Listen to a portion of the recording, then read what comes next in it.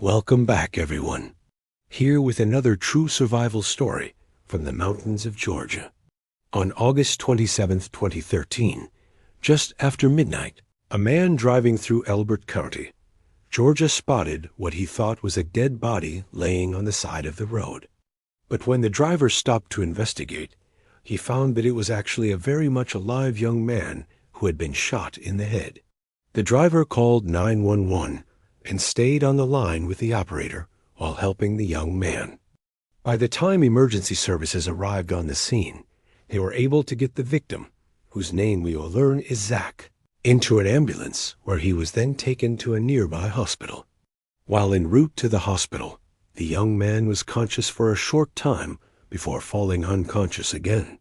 When emergency services personnel entered his tent at the hospital, it was discovered that he had no brain activity, and it didn't appear that he was breathing on his own.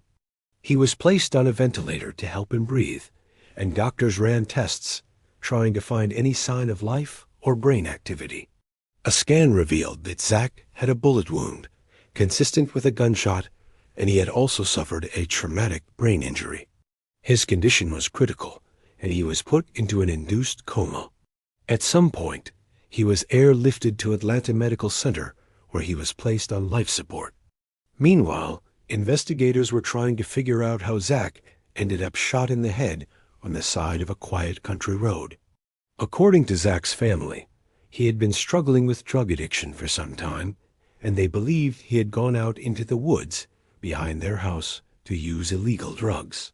However, the family also told police that Zach had been clean for about a week, so they weren't sure why he would have gone back to the woods. Zach's mother told investigators that her son had been experimenting with different types of drugs lately, and she suspected that he may have come across someone who wanted to rob him. Unfortunately, this was a very real possibility because Zach did have $600 in his pocket at the time of the attack. And there was also the fact that he was known to carry a pistol with him wherever he went. Investigators thought that perhaps Zach had been robbed and shot during a struggle with one of the assailants.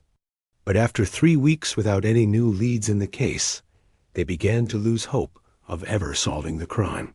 After 2 months, Zach's condition suddenly changed. While in his coma, he had begun to show signs of brain activity, and he even began responding to commands from doctors by moving his eyes, hands, and feet. But then he started having seizures, and additional complications from the gunshot wound caused his blood pressure to skyrocket. Doctors had to perform an emergency craniotomy to remove part of Zach's skull in order to relieve the pressure that was building up inside his head. As a result of the surgery, Zach was left paralyzed from the waist down. And then something else happened that doctors weren't expecting. After being in a coma for almost 4 months, Zach began showing other signs of life. He responded to his physical therapy sessions by moving his legs and was even able to walk with the assistance of others. He still had no recollection of the incident that almost killed him.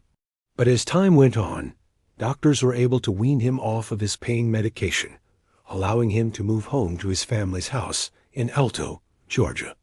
When he returned home, Zach required full-time care from his parents, who had to change his bandages daily and assist him with all of his daily living activities. It was a long road to recovery, but Zach was determined to make progress. He attended Shepherd Center in Atlanta, where he underwent intense rehabilitation for the next several months. There he learned to walk again and regained most of his mobility. Then in early 2014, almost 7 months after the shooting, Zach was finally able to return to school, and he even earned a spot on the honor roll.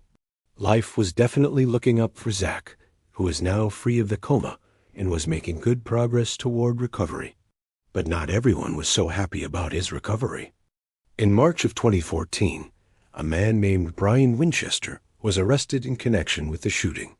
This was a big surprise to Zach and his family, since they had no idea who Brian Winchester was, and they had no reason to believe that he had anything to do with their son's shooting. They learned that Brian Winchester was a distant cousin of Zach's former girlfriend. And according to Brian himself, he had heard rumors that Zach had robbed someone, and that person was trying to get revenge. Not knowing if he should report this information to police or not, Brian decided to take matters into his own hands. So he sought out a hitman and paid him $2,000 to murder Zach. The hitman agreed and carried out the murder by shooting Zach in the head while he was sleeping in his tent outside of his family's home.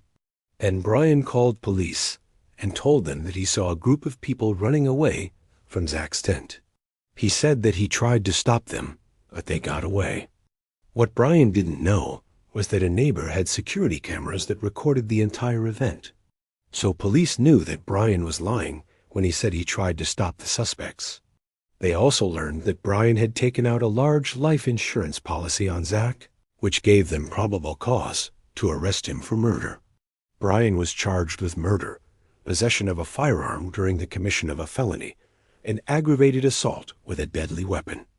However, prosecutors dropped the murder charge against him in exchange for him testifying against the hitman in court. In December of 2014, Brian pleaded guilty to all 3 charges against him and was sentenced to serve 25 years in prison, with 15 of those years to be served consecutively, due to the fact that he used a firearm during the commission of a felony. The judge in the case also ordered that Brian pay restitution to the family for the cost of Zach's medical care. The hitman, John Chance, was also arrested, and he pleaded guilty to murder in exchange for a 20-year prison sentence. Now, here's the thing. Even though Brian testified against the hitman, and even though he was the one who offered the prosecution evidence that linked the hitman to the crime, in the end, he wasn't charged with Zach's attempted murder. Instead, Brian was only charged with aggravated assault with a deadly weapon. Even though it was his testimony that tied the hitman to the crime, it was also his testimony that gave Zach's family closure, because without Brian's testimony, it's unlikely that the hitman would have ever confessed to his crime. I mean, think about it. If the victim didn't remember the crime, or who committed it, and the only witness is a druggie who has a history of changing his story to protect himself, then the case is pretty much dead in the water. And it's not like DNA evidence can tie the hitman to the crime either, because the bullet that was removed from Zach's head was completely obliterated. No fingerprints were lifted from the crime scene because the tent that Zach was sleeping in had already been torn down and thrown away. Also, the neighbor's surveillance cameras were broken at the time of the crime. So the only thing that tied the hitman to the crime was Brian's testimony. So even though Brian didn't get charged with attempted murder, he did give Zach's family closure by helping to put the hitman away for 20 years. And thanks to the quick actions of the driver who came across Zach on the side of the road, Zach was able to make a remarkable recovery and live his life. Thanks for watching. If you enjoyed this true survival story, stay tuned for more. And as always, stay safe out there.